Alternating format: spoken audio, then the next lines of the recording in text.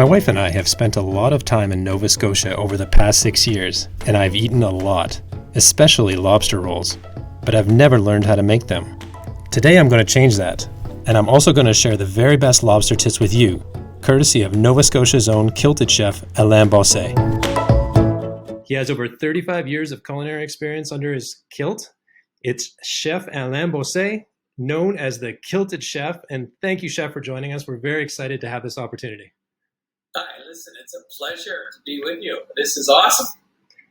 So, Chef, welcome to Nova Scotia. Yeah, thank you. Anyone who's been to Atlantic Canada and especially Nova Scotia has seen a lobster roll on a menu. Why is the lobster roll such an important part of Nova Scotia cuisine, and how did it even come to be? I think the lobster roll really came to be of what do you do with your leftover lobster after the big lobster boil, right? We're known for rolling up our sleeve, throwing the newspaper on the picnic table and going at her, eating fresh lobster. We love eating our lobster cold, dipped in hot butter. Mm-hmm. It's really a main tradition, and we eat it with potato salad. So often we'll do a lobster potato salad with leftover potato salad, leftover lobster. Right. But in most circumstances, it's the lobster roll that leads the pack. And the lobster roll itself has to be on a buttered bun so that you're tasting the lobster cold with that butter flavor. It's exceptional. And wherever you go, any restaurants, any little beanery, whether it's just a truck or a canteen or an actual restaurant or a high-end restaurant as well, they all carry a good quality lobster roll. So a lobster roll that I'm going to show you how to make today will look in a certain old-fashioned classy way.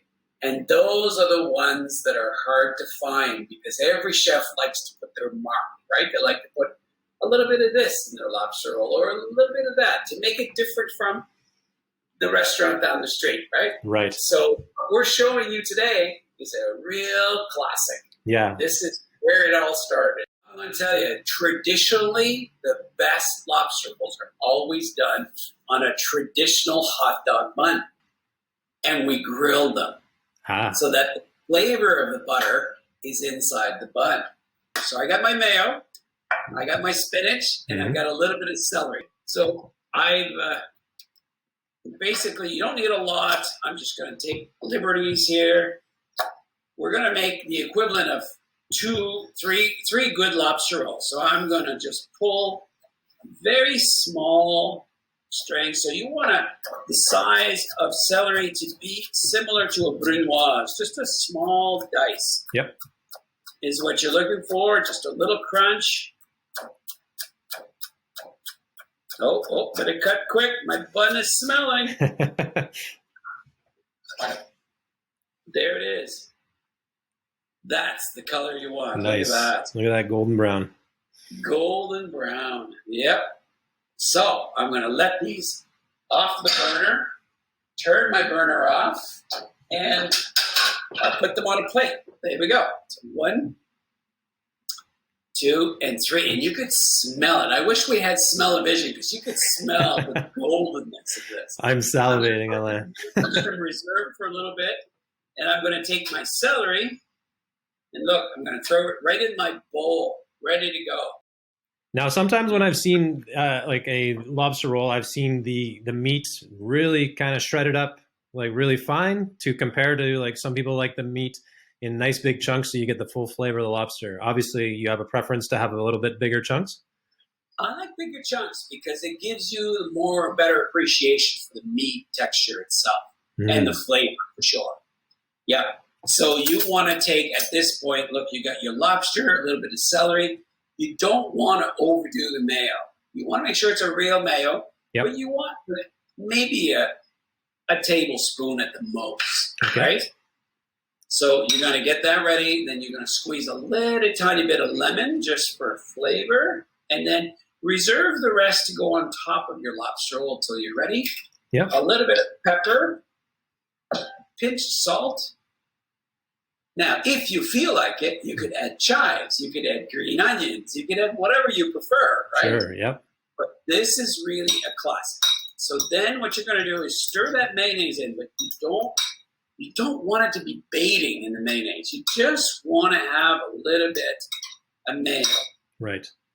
To coat it. Yeah. Right? You don't want it to over flavor the lobster, essentially, right? You got it.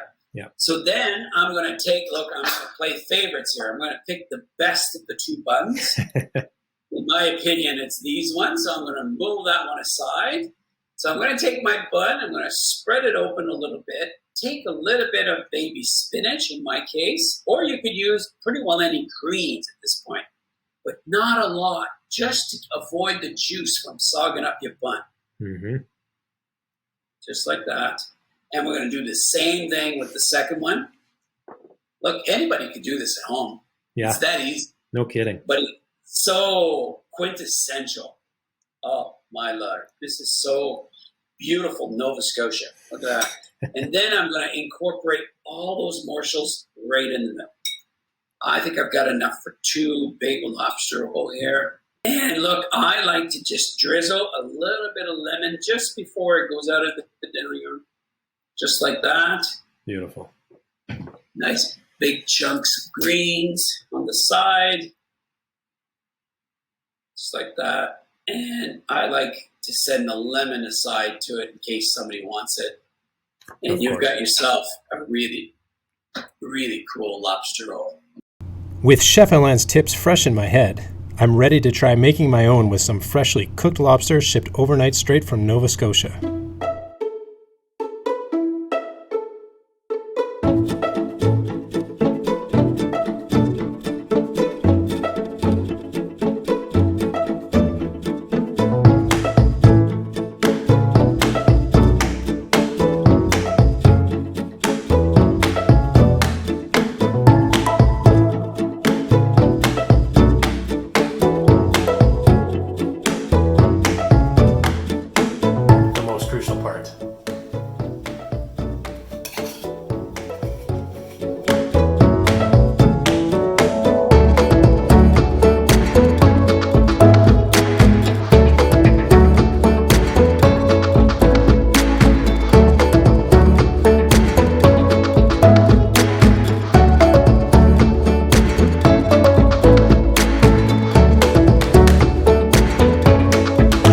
It is so easy and so delicious.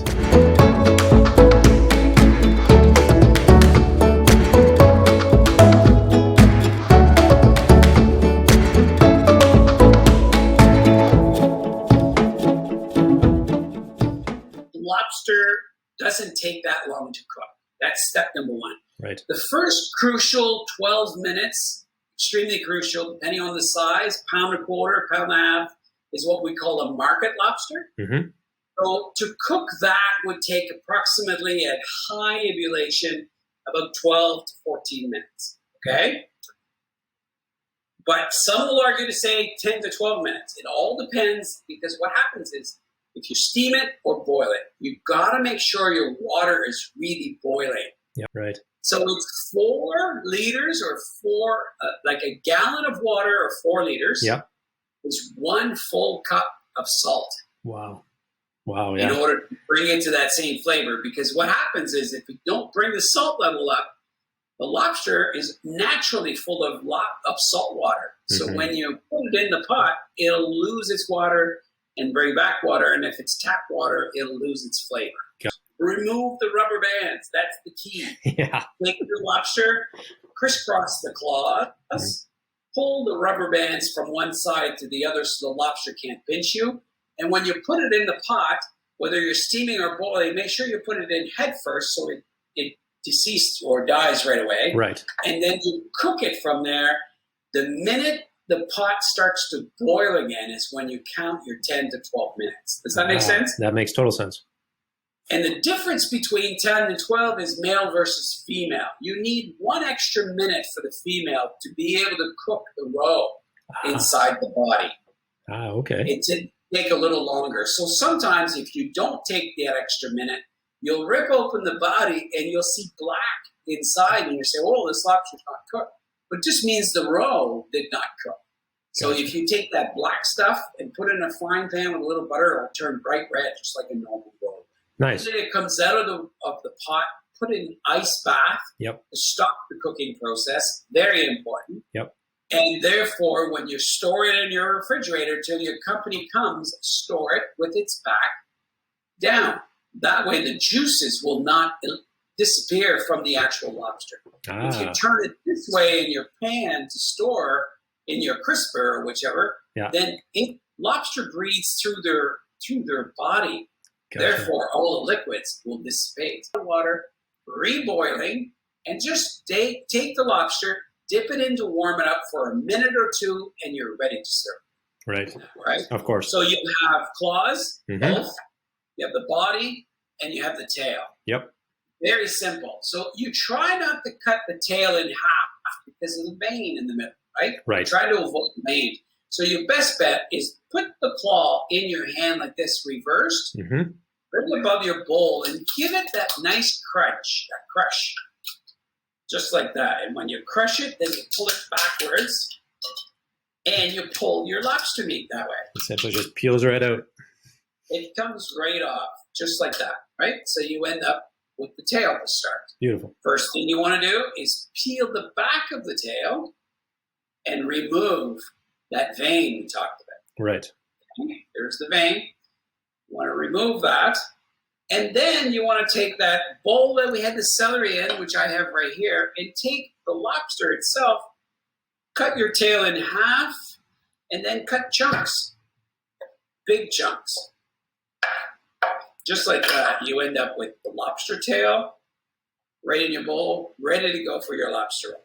Perfect. The body itself, every little legs that are connected to the body are edible. Yep. So you basically just crack it open and then bite at the knuckle and go backwards, and the meat all comes out. Yep. And if you're a real avid lobster lover, you're going to break open this body and eat all the meat that connects to the body, which is an art on itself. Yep. Right?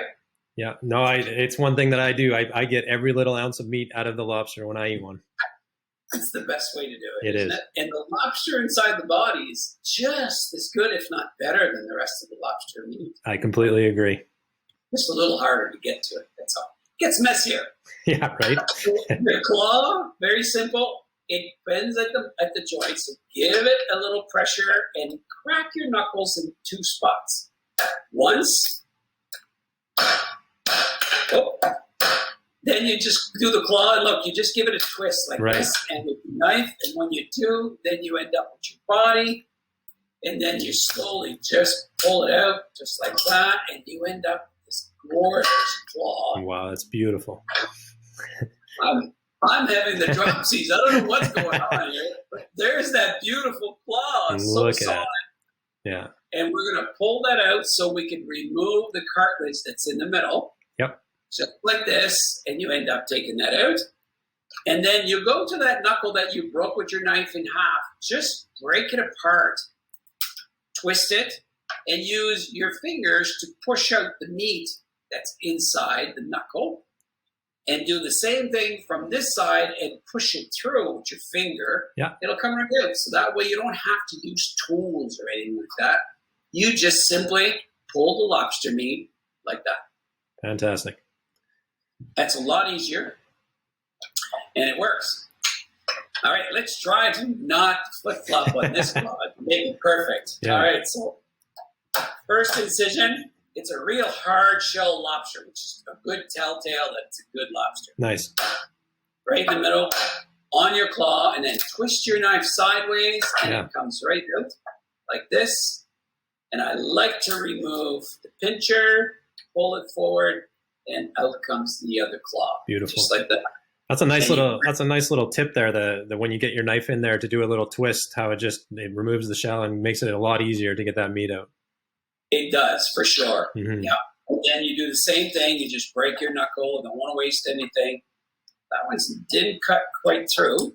A little break, pull, and then there comes the meat. Beautiful. I'm going to put that right on our board so you can see it better. Push the meat through. There it is.